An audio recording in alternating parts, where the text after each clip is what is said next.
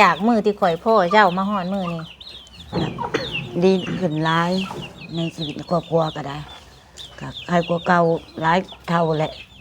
แต่เราก็ยังคิดน้ำลายอะไรอย่างเนาะคิดน้ำกินน้ำอยากน้ำขอบน้ำครัวเงินทานน้ำลูกน้ำเต่าตั้ง1 2 3 4 5 6 7 8 9เพิ่นว่าให้ไป9 ล้านเลยเพิ่นว่าให้ปกติกับ8 ล้านกับ6 แสนเพิ่มไปนี่เป็น4 แสนพี่น้องเอ้ยเป็น9 ล้าน อันนี้ก็เงินจำนวน9 ล้านเนาะเป็นเงินของเอ้ยน้อยกับไอ้งวนเนาะที่ออกค่าสร้างรอบสุดท้ายเอาให้ทั้งสาวน้อยครับอันนี้เป็นเงินอันเอ้ยน้อยกับไอ้งวนออกค่าสร้างนี่เด้ออันเด้อไม่น้อยเอ้ยไอ้งวนเอ้ยเฮาได้รับงบน่ะเบิดแล้วเงินน่ะเบิดแล้วน้ำข่อยน่ะเบิดที่สิจ่ายค่าสร้างนี้เรื่องบานประต่างประตูก็ขึ้นอยู่กับทางผู้ใหญ่เพิ่นว่าเพิ่นสิจังไดตอนนี้น่ะเงินน่ะเบิดคือตอนที่ข่อยสิจ่ายนี้เงินน่ะมีแต่รอไปก่อน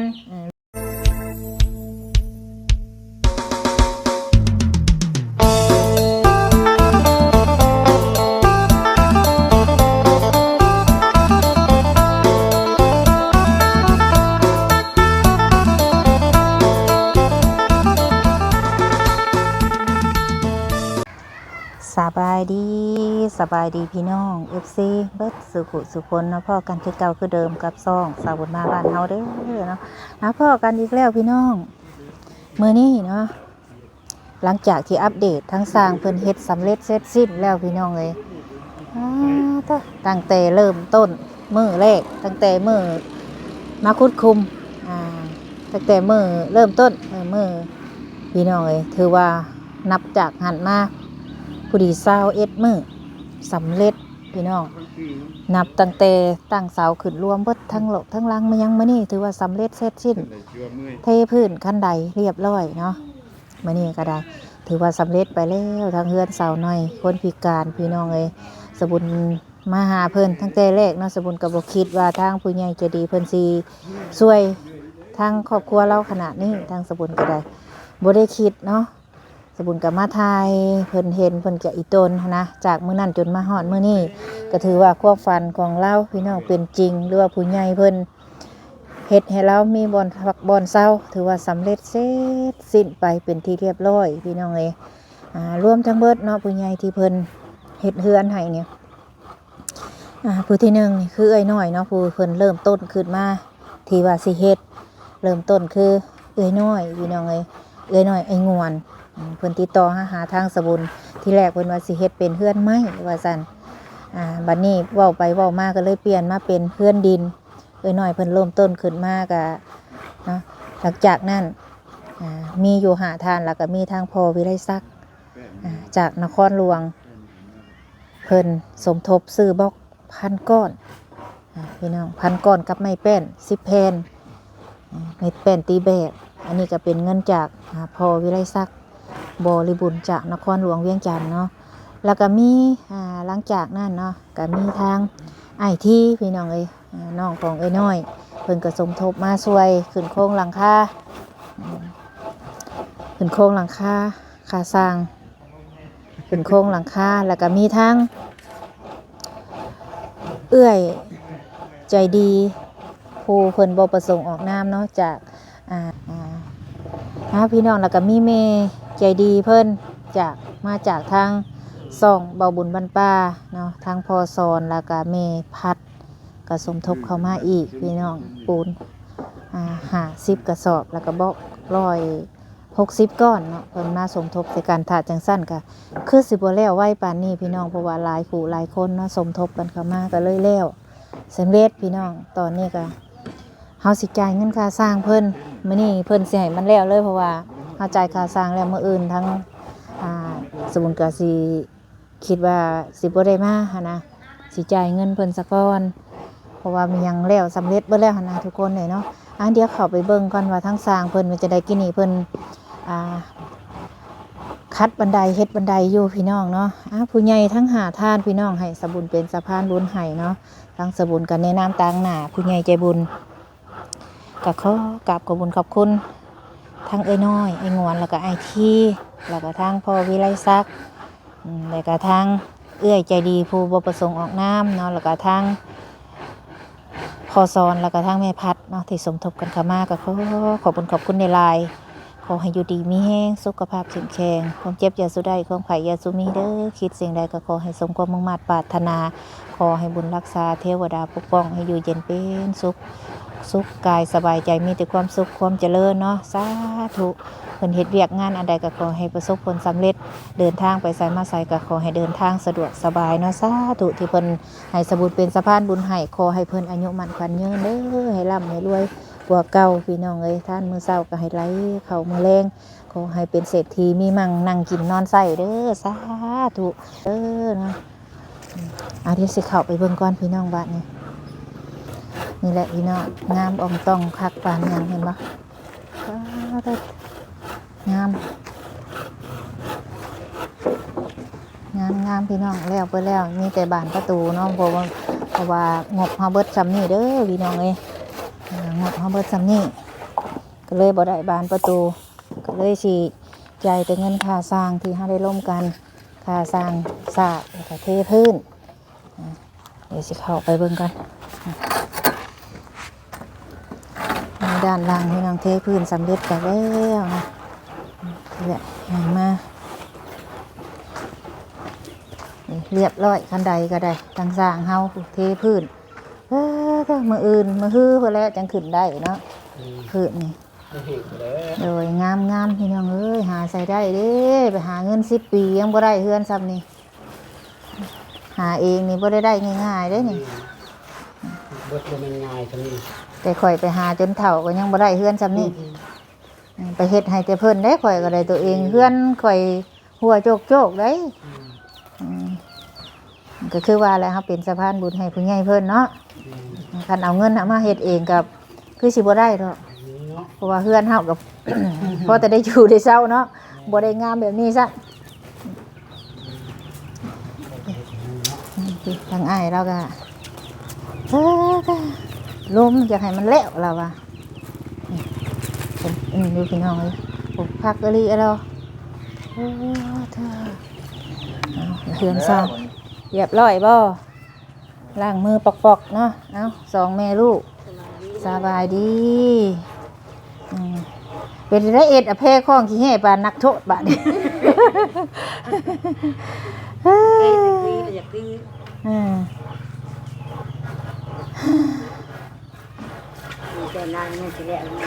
สิแล้วดีได้จนแล้ว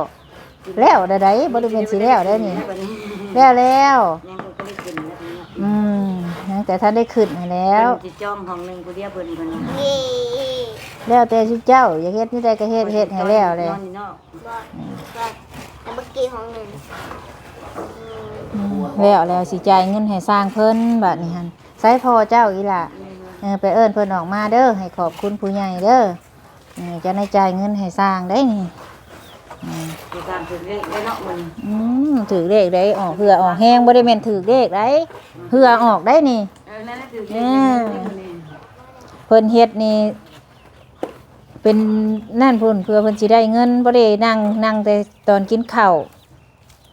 ไปยังครับพี่เจ้าเบิ่งหาเอาเตียงมานั่งทั้งนี้เนาะไปเพิ่นเรามาเรามันมีเพศแหละพี่น้องเอ้ยผู้ป้าถ้าเบิ่งทั้งนี้ก็แห้งงามบัดนี้มันอยู่ทางหน้าเด้โอ้พักอะไรแล้วเราบ่ได้น้อยจักดีเนาะตึงอยู่เอาเบิ่งคักๆเด้อพี่น้องเด้อคักอะไรพุ่นน่ะผู้ทางเอเล่สบายดีนะเด้เลยเป็นจังไดแยงเบิ่งดูฮะอย่าไปลงเหยียบแล้วเหยียบมันมื้ออื่นก็ยังอ่อนอยู่ได้มื้ออื่นน่ะมื้ออื่นก็ยังอ่อนอยู่มื้ออื่นนี่ยังบ่ได้แข็งได้ทีแล้วนี่โอ้พอดี21มื้อพี่น้องเอ้ยพี่น้องเอ้ยสำเร็จเสร็จสิ้นแล้วเนาะแล้วแหละบาทนี้ถือว่ามื้อนี้เป็นมื้อสุดท้ายจ่ายเงินพี่น้องเอ้ย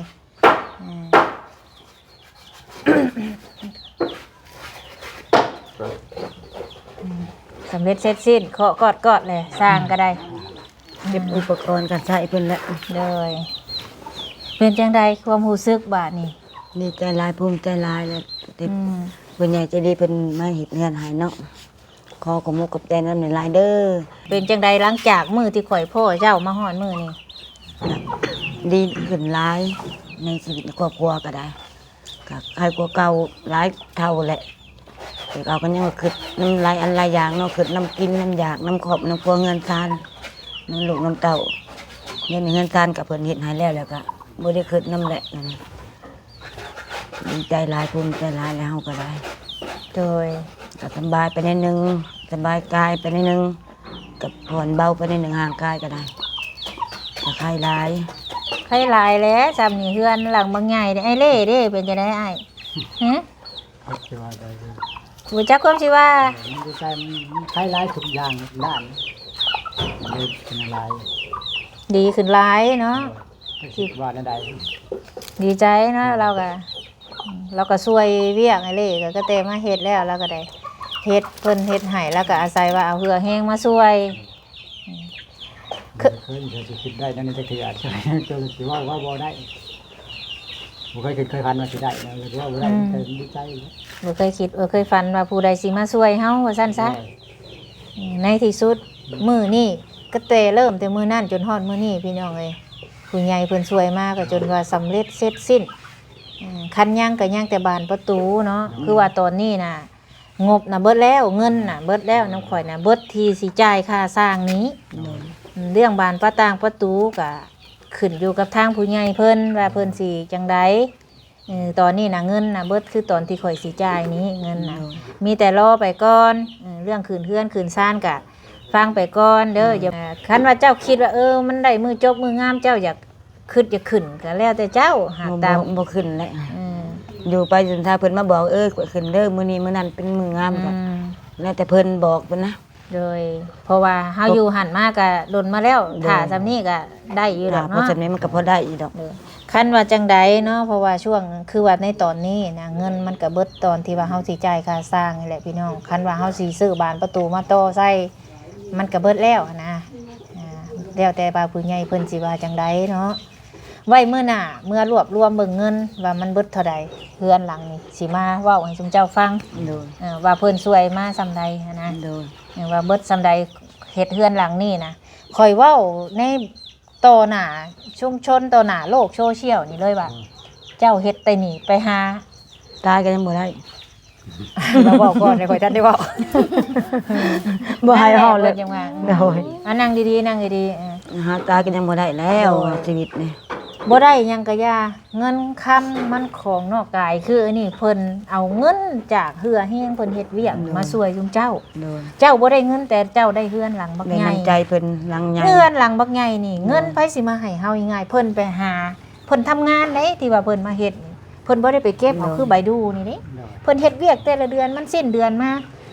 เพิ่นจะให้เงินเฮามาซอยเฮานี่ โดย บ่แม่นว่าเพิ่นก็สิร่ำสิรวยล้นฟ้าเพิ่นก็เฮ็ดเวียกเฮ็ดงานมาแหละเพิ่นมีพออยากช่วยแหละเพิ่นช่วย โดย ผู้ใหญ่เพิ่นน่ะเพิ่นก็หาเงินยากคือการเพื่อสิได้มาช่วยเจ้าบ่แม่นว่าสิหามาง่ายๆเพิ่นก็ทำงานบ่ได้อยู่บ่ได้เศร้าเฮ็ดนี่ จ่ายยังนอก แม่นเพียงแต่เพิ่นอยากช่วยจุมเจ้าอยากให้มีชีวิตที่ดีขึ้นอยากให้มีเฮือนมีซ่านอยู่อนาคตของลูกเจ้านี่แหละนี่บ่อนเขาสิได้อยู่ได้เศร้าเพิ่นเฮ็ดให้นี่จังว่าบ่ให้เพิ่นเฮ็ดให้แล้วบ่ให้พิษ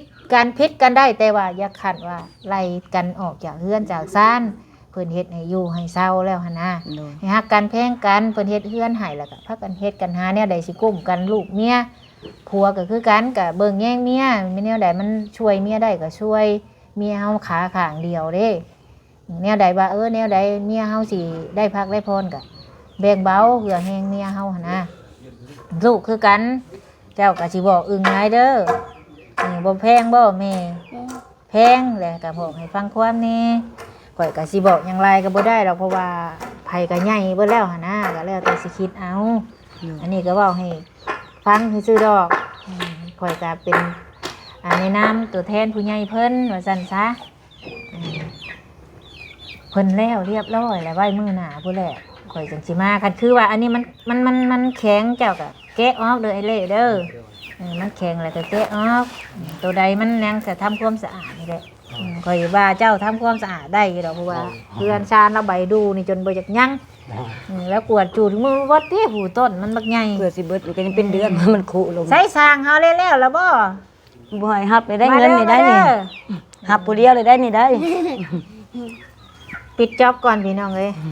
ปิดจ็อบตัวที่ว่า โบก โบก แล้วก็เทพื้นถือว่าสำเร็จเสร็จสิ้นอย่าพาขึ้นเหยียบเด้อเจ้าคันใดเด้อ โดย บ่ให้พาขึ้นเหยียบเพราะว่ามันคันจุงเจ้าขึ้นเหยียบแล้วมัน ผู้เดียวเป็นหูเป็นลูกเป็นท้อง เพื่อนเจ้าแล้วสิบ่งามเพิ่นซวยมาแล้ว ให้มันทำความสะอาดนำเด้อมันปัดมันกวดแม่แข้งบ่มีเจ้ากวด ฟังนี่ก็เว้านี่ง่วงหน้าง่วงหลังโอ้ยช่างเป็นแท้นี่ผู้สร้างกันยังบ่แล้วบ่เป็น ยังบ่แล้วบ่ยังว่าซั่นสร้างก็ยัง เราสิบ่ได้พาเพิ่นเมื่อและแต่เว้นมื้อนี้ มื้อนี้ก็บ่เป็นหยังพี่น้องค่ำก็ย่ามัน มันบ่หนาวแน่ พอมื้ออื่นเพิ่นก็กระเทินมา โดย มื้ออื่นสร้างเพิ่นก็มีเวียกใดบ่ได้อยู่บ่ได้เซาเขาเจ้าปลูก แม่น หมู เลย มักแตงเด้ อยู่ดีๆลูก มักเพิ่นไปขายมักซิริเมียเพิ่นน่ะอ้ายเฮานี่ไปขาย ผู้ มั นี้ ก บ่ ซิริ ผู้นี้บ่หนังสือเรื่อง แม่นผู้นั้นแล้วก็ปลูกแล้วบ่ได้มีผู้อยู่ซื่อๆได้เขาก็เฮ็ดเพราะว่าอยาก อยากพออยู่ ได้ พอกิน บ่ ในคร ได้ อบค ใส่ รัว ครอ เนาะ บครัวแม่นเขาก็บ่ได้อยู่เขามาสิก็เมียเขาเบิ่งหัวเบิ่งสวนไปขายมักซิริกูมื้อเมียเราก็มักซิริบางหันขายมักแตงเบิดขายมักซิริเบิดก็ขายมักหมู อืม แต่ผัวข่อยก็บ่ได้อยู่ซื่อๆเราอยู่นาน่ะอยู่นาก็เราก็เฮ็ดได้ปลูกมักแตงมักหยังเราก็ได้ อืม พอได้กินสิครอบสิครัวนี่แหละ พอบ่ได้ซื้อหลายทาง แม่นพ่อบ่ได้ซื้อ เพราะว่าได้เงินมาบ่จะหาจะกินก็ยังบ่มีในสวน แม่นนี่ได้จุนเจ้าก็ซื้อในมันมาเสียบใส่นี่หัวสวนจุนเจ้านี่ได้กินมักแตงนะมันง่ายๆเด้ปลูกเลยขึ้นเพียงนี่เป็นหมากเลยขึ้นแต่ขี้ดินพุ่นมักแตงเฮ็ดบ่ข่อยเอามาให้เจ้านะข่อยเอามาแต่หน้าข่อยแหละนะแล้วก็ปิดไปขายเองแล้วผัวข่อยนะ ข่อยบ่ได้อยู่แล้วปิดแล้วไปหาเลาะขายเด้ แล้วไปเลาะขายบ้านอื่นพุ่นบ้านพีนพุ่นแล้วไปขายนะ เอามา ปิด นอกไป แม่นแล้วใส่กระสอบแล้วปิดแล้วเฮ็ดเองแล้วก็ไปขายก็บ่ได้เฮ็ดแพงถุง10,000ฉันแล้วก็บ่มีกินคือกันแล้วเราก็ได้หากุ้มเราได้ข่อยก็หากุ้มข่อยเด้นี่พี่น้องไอ้เว้าไปเนาะจังซี่แหละถ้าสร้างเพิ่นเฮ็ดแล้วเฮาก็ได้สำเร็จไปเลย เพิ่นยังเก็บอุปกรณ์เพิ่นยังบ่ได้ เพิ่นยัง เก็ เก็ บบ ไม้ อุปกรณ์เพิ่นคักแล้วบัดนี้งามอยู่บ่ในใจนี่ งามหลายแล้ว งามแล้วแต่ข่อยยังว่างาม แต่เพื่อนข่อยยังบ่ได้งาม ถ้าไปว่าบ่งามนี่ตีมาก่อนโลดเลยปากนี่เนาะนะ เพื่อนข่อยยังหัวโจโจ้เด้เพื่อนข่อยน่ะ ในเงินหลังนั้นยังว่านอนก็ปุ๊บสายปุ๊บกลัวเลยฝนตกห่ำ ได้เพื่อนดีแล้ว เงินดีจำสินอนบัดนี้ ยังสิตื่นช่วยกว่าเก่าแล้วเนาะขนาดเพื่อนสิฮักแถวหัวยังตื่นช่วยอยู่ ตื่นตอนเงินใหม่เว้ยตื่นเช้าบ่ช่วยบ่ได้แล้วจ้ะตื่นแต่เช้ามันก็บ่ยาม แล้วแต่แล้วไปเฮ็ดได้เฮ็ดแล้วไปบ่อยากเนาะ ตื่นจนเพลนนางพนังมันอยู่ ฮะรอสร้างเพิ่นก่อนจังหน่อยเอาพี่น้องเอ้ยทางสร้างเพิ่นเรียบร้อยแล้วบ่ล้างมือแล้วบ่ เนี่ยมานั่งพี่นะลูกจะมานั่งเลยนะ ย่างยังหมอกอยู่เสร็จสิ้นพี่น้องเอ้ยภายใน21มื้อ แม่ใจดีปู่ตัว ไว้อีหลีรอนะ ช่างต้อง เอ้า พักขึ้น เจ้ากับเบรกอยู่ก้อนตัวนี้เจ้ากับเบรกอยู่ก้อนตัวนี้คงมักนี่พี่น้องเอ้ยถือว่าสำเร็จเสร็จ โอ้ยเฮา สิ้น นั่ง เนาะ เบิ่งหานั่งนี่กดขาหานั่งนี่ได้บ่ ให้ทางสิมอบเงินจ่ายเงินค่าสร้างสิจ่ายเงินค่าสร้างมื้อนี้ตั้งแต่เริ่มต้นมาพี่น้องเฮาจ่ายเป็นขั้นเป็นตอนเนาะตอนสุดท้ายนี่ก็คือสาบนี่ 7,500 เทพื้น 5,000 รวมแล้วพอดีเป็น 12,000 กับ 500 บาทค่าสร้างนะแต่ว่าบัดนี้เนาะมันบ่ได้มีเงินบาทเฮาก็เลยตีเป็นเงินกีบเฮาไล่ออกมาเงินกีบนะมันตกอยู่8ล้านกับ600,000อันเงินจำนวนนั่นนะจำนวนอัน12,000 กับ 500นะ8ล้านกับ600,000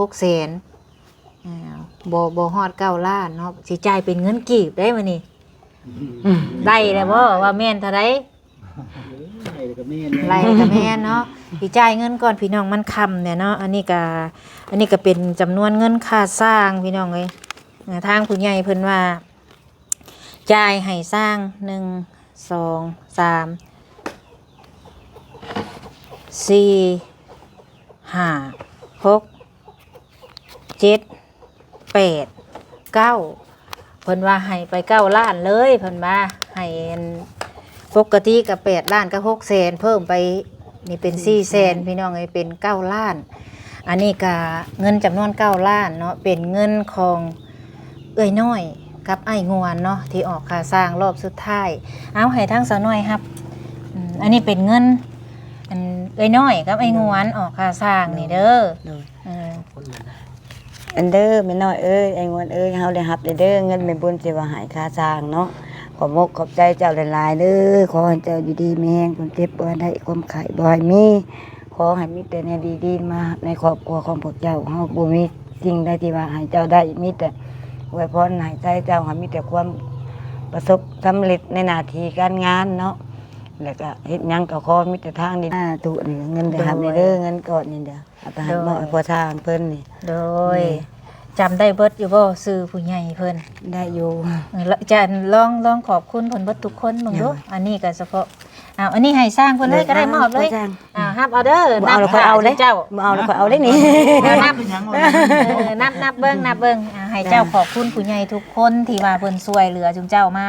ผู้ที่เพิ่นมีชื่อผู้บ่มีก็ เด้อ คุณเพิ่น เอาขอบมุกขอบใจหลายๆเบิดทุกคนนี่ก็ผู้ว่าผู้ใหญ่ใจดีที่ว่าช่วยเหลือในเฮือนในเฮาในมื้อนี้เนาะนางน้อยพร้อมด้วยครอบครัวนี่เท่าเล่นี่ก็คือว่าแม่น้อยพองวนไอทีแล้วก็พอวิไลศักดิ์แล้วก็แม่บ่ประสงค์ออกน้ำแล้วก็ทั้ง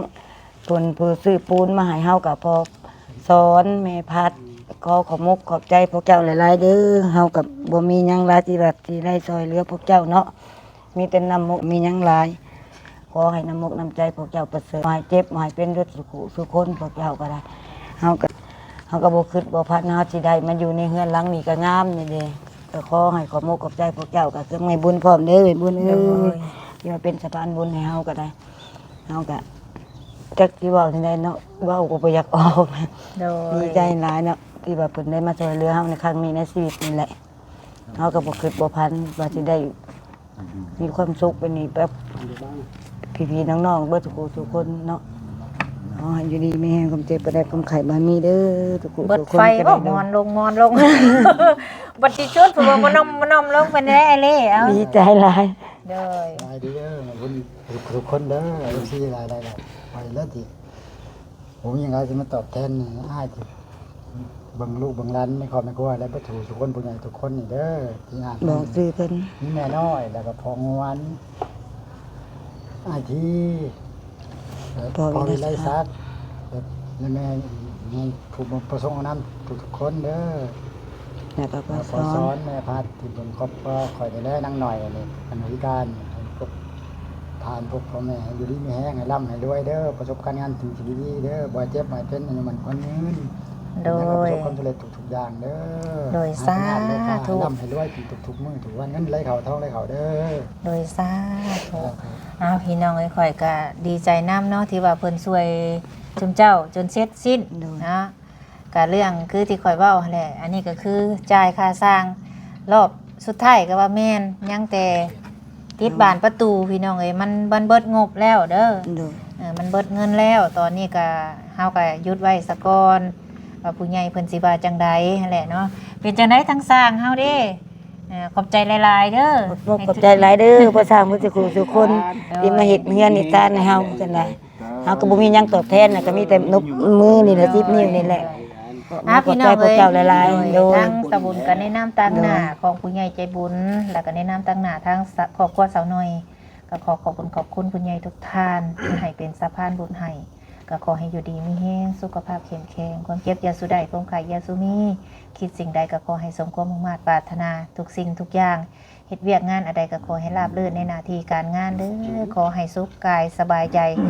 ให้มาสำใดกลับคืนไปหา100 เท่าพันเท่าท่านมือเศร้าให้ไหลเข่ามือแรงเด้อสาธุให้บุญคำนำสู่ที่ช่วยเหลือทั้งครอบครัวเพิ่นแล้วก็ให้เป็นสะพานบุญให้เนาะทางสาวบุญก็เฮ็ดนับหน้าที่ แทนผู้ใหญ่ใจบุญก็ถือว่าสำเร็จเสร็จสิ้นเนาะขอบคุณ FC ทุกคนที่เข้ามาติดตามแล้วก็มาเบิ่งมาส่งคอยให้กำลังใจเสมอมาขอบคุณในไลน์ที่เบิ่งคลิปให้บ่ขามโฆษณาสำหรับมื้อนี้อำลาพระจากไปก่อนพี่น้องมื้อหน้ามาพ้อกันใหม่มื้อนี้สำบายดี